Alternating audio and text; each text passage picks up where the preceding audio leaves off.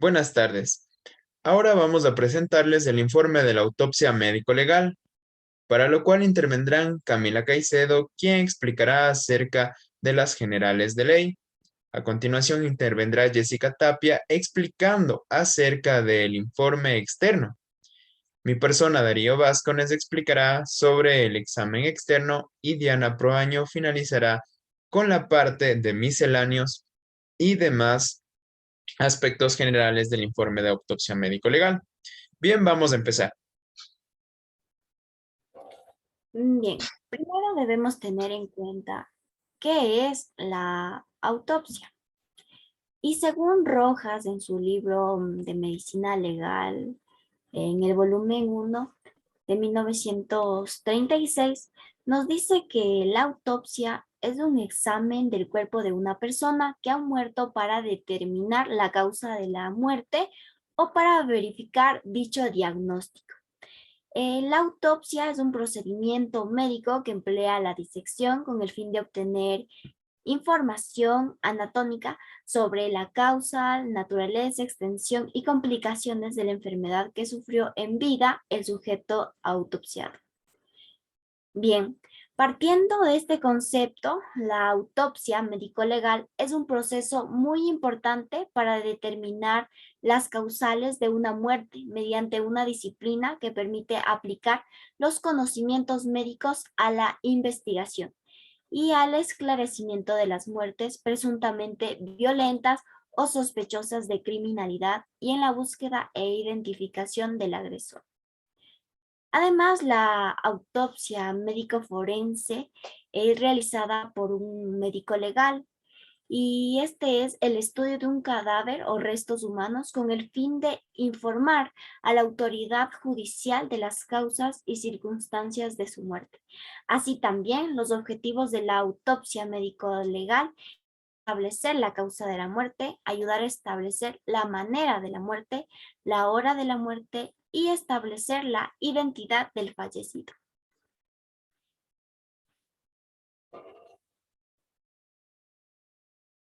El informe de autopsia médico-legal, desde un punto de vista jurídico, debe de especificar la manera clara y precisa del estado de las partes examinadas del cadáver, es decir, las causas evidentes o probables de la muerte, el tiempo presumible de la misma, el instrumento que pudo haber sido utilizado para cometer el hecho delictivo. Esto luego de realizarse la apertura de las tres cavidades, como son craneal, torácica y abdominal. También este informe se convierte en una pieza importante de un expediente criminal en un determinado tribunal, en virtud de que éste se va a arrojar datos acerca de la manera de la muerte de una persona. Por ejemplo, en caso de ser violentado o sospechoso. Este informe puede conducir a una persona a salir en libertad, como también puede ser la prueba que condena a un victimario. Las partes del informe son las generalidades de ley, esto es los datos generales de designación y los datos generales del cadáver. También se encuentra el examen externo del cadáver como el examen interno del cadáver. Y finalmente los misceláneos, el resumen, la conclusión y la firma de un médico legal.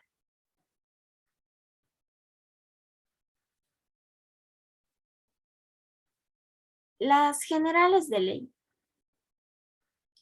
Los datos generales son tanto de la designación y los datos generales del cadáver.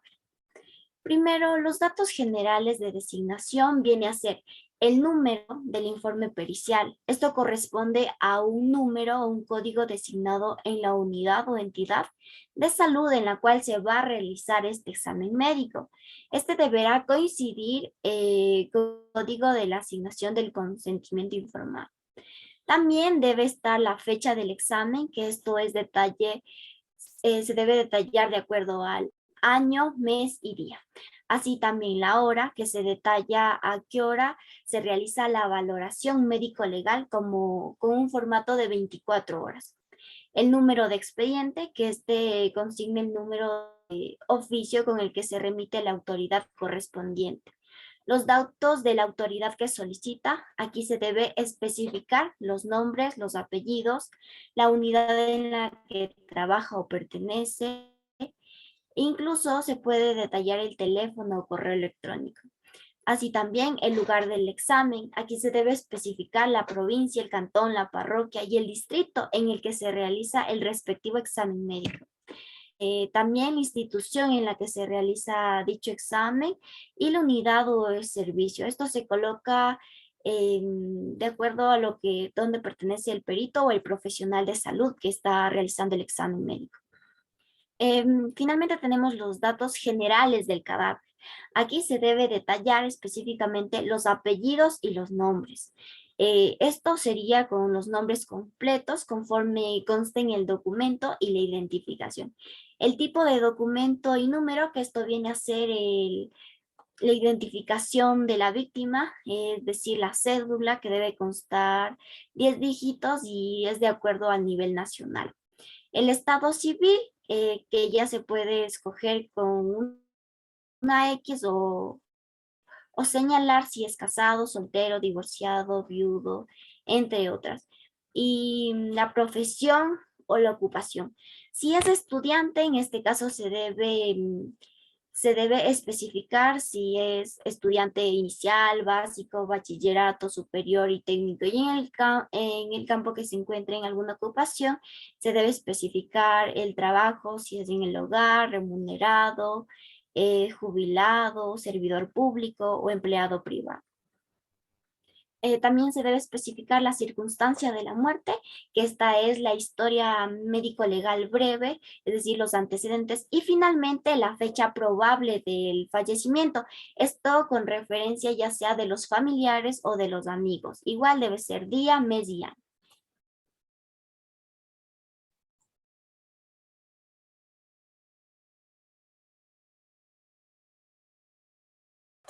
Ya.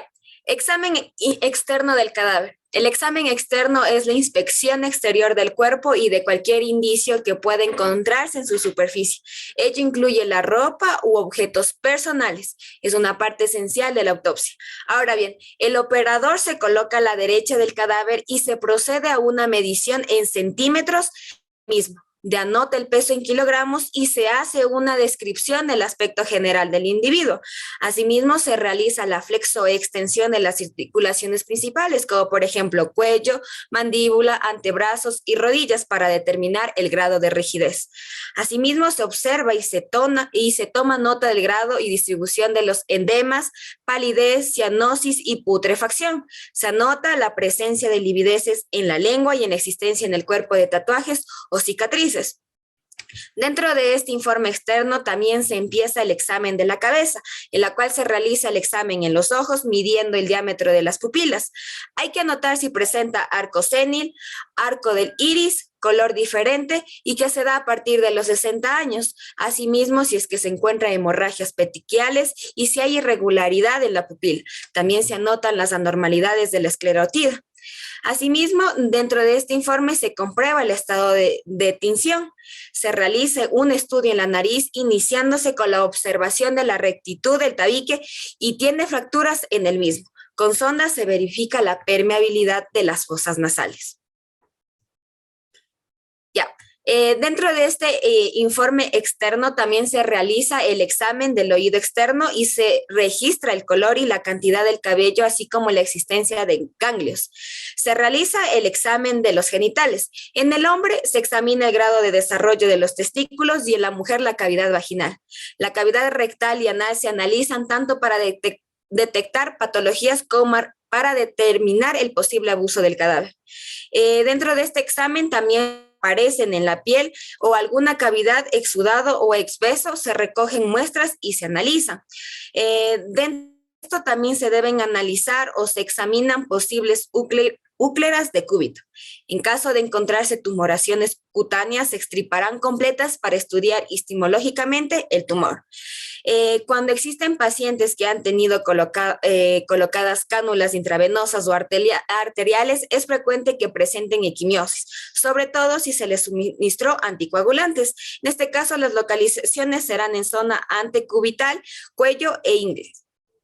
Asimismo, se puede comprobar si el cadáver posee sondas nasogástricas, endotraqueales, marcapasos, bolsas de colostomía y sondas urinarias. Todo esto se debe retirar tras la muerte.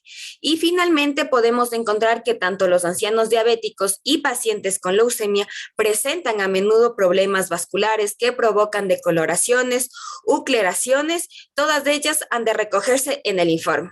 Y dentro del informe externo del cadáver, las muestras para el cultivo microbiológico se toman en un primer momento y se realizará el frotis de los orificios. En este caso se debe desinfectar la piel sin dejar que se introduzca desinfectante en el orificio antes de practicar cualquier incisión para evitar contaminación con bacterias procedentes tras la muerte del cadáver.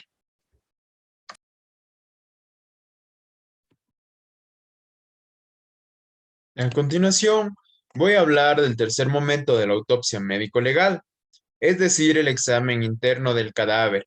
Algunos autores también la denominan como autopsia propiamente dicha. El examen interno debe ser sistemático, por lo cual el orden seguido normalmente es 1. Raquis, incisiones cutáneas, sección vertical, extracción de la médula, examen de la médula, examen de la cavidad raquídea. 2. Tenemos el cráneo, las incisiones cutáneas, un cerrado craneal, una extracción del encéfalo, un examen encefálico y un examen de la cavidad craneal. 3. El cuello, en el cual se dan incisiones cutáneas, extracción y examen de las vísceras cervicales, tórax, incisiones cutáneas, extracción y examen visceral, examen de la cavidad torácica. 5. El abdomen, con la extracción y examen visceral y de la cavidad abdominal.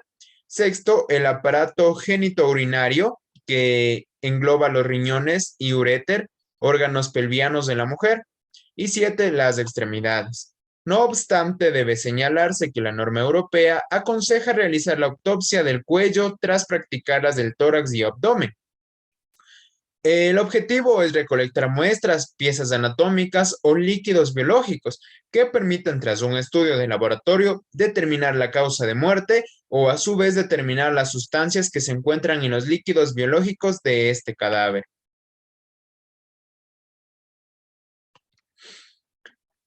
Ahora bien, el informe médico. Para abrir el cadáver, la técnica o método mayormente utilizado es el de Mata-Virchow. En primer lugar, la técnica de Mata consiste en la apertura de cabeza. Por ello, se abre una incisión de apófisis mastoides hacia otra apófisis, a lo que se denomina un corte coronal bimastoideo.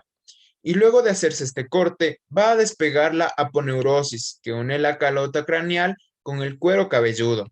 Tras separar estos elementos, va a retraer la parte anterior del cuello hacia adelante y la parte posterior irá hacia la zona occipital del cuero cabelludo. Durante la técnica de apertura se deberá cortar toda la periferia del cráneo a fin de sacar el cerebro. Ahora, para abrir el cuello se utiliza lo que se denomina la técnica de Rodrigo, la cual consiste en hacer una incisión media desde el mentón hasta la horquilla external. En base al informe de autopsia médico-legal que presentamos, se puede determinar que tras aplicar la técnica de apertura del cráneo, el cadáver presenta una línea de fractura que abarca desde el peñasco del hueso temporal izquierdo y se dirige hacia el occipital izquierdo para luego llegar al peñasco del hueso temporal derecho. Es decir, se forma una fractura desde este lado, pasando por detrás del cuello y llegando hasta este lado, prácticamente formando una circunferencia. Además de esta fractura, se puede determinar que existió hemorragias, laceraciones en zonas como la dura madre, las circunconvulaciones, la sustancia gris y la sustancia blanca, el cerebelo y el bulbo raquídeo.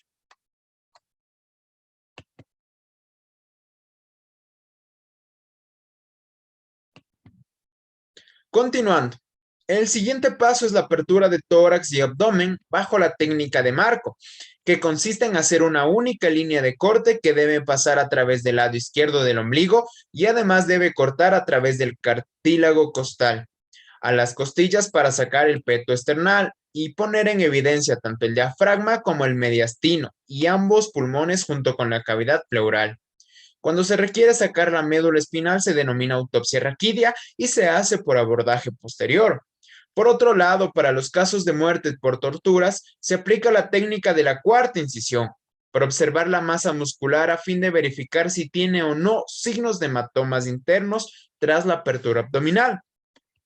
Del mismo modo, en base al informe de autopsia médico-legal que presentamos, se puede determinar que tras aplicar la técnica de apertura del tórax y abdomen, no existen mayores implicaciones en la causa de muerte de la víctima, dado que conservan su estructura anatómica de forma íntegra, con pequeñas variaciones en el color, sufriendo palidez en el caso del vaso, páncreas, intestino delgado, intestino grueso y vasos abdominales, debido a la no circulación de la sangre.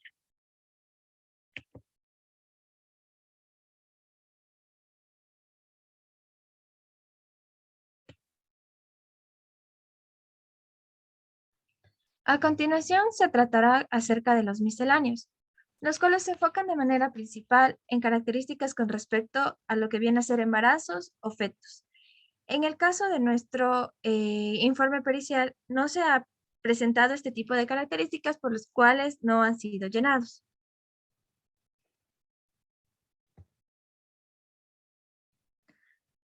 Con respecto a los exámenes de imagen y demás características del informe pericial, en los exámenes de imagen, básicamente viene a ser el diagnóstico por imágenes, lo cual permite a los profesionales de la salud observar al interior del cuerpo para buscar indicios de una afección médica.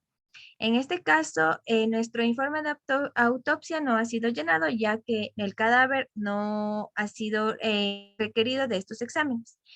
Con respecto a los exámenes solicitados, estos son exámenes que han sido requeridos para ver en qué características se encuentra el cadáver. En el caso de nuestro informe pericial, se ha solicitado lo que es los exámenes de alcoholemia, los cuales se han especificado que sean tomados con un tubo perseverante para el análisis de sustancias alcohólicas en la sangre. Las causas de muerte. En este apartado se coloca lo que son aquellas enfermedades, estados o contribuciones a aquella y a las circunstancias del accidente o de la violencia que produjo dichas lesiones. En este caso, la persona que ha fallecido por una hemorragia aguda interna, por laceraciones de pulmones e hígado, por trauma torácica y abdominales, cerrado y por consecutivo a un trauma. Todo esto producto de un accidente de tránsito. En la manera de muerte, desde el punto de vista del médico legista, es de una manera violenta. Con respecto al tiempo aproximado de la muerte, en el cual nos permite calcular el tiempo aproximado del evento de muerte, en función del tiempo al que este informe médico legal se ha determinado, ya que la muerte de nuestro cadáver, en este caso, ha sido aproximadamente hace unas 13 horas. Con respecto al diagnóstico clínico, para el médico forense se ha producido un trauma torácico y abdominal cerrado. En cuestión al número de heridas y localización de tipo de heridas, nuestro informe pericial no ha sido colocado ya que nuestro cadáver no lo ha presentado.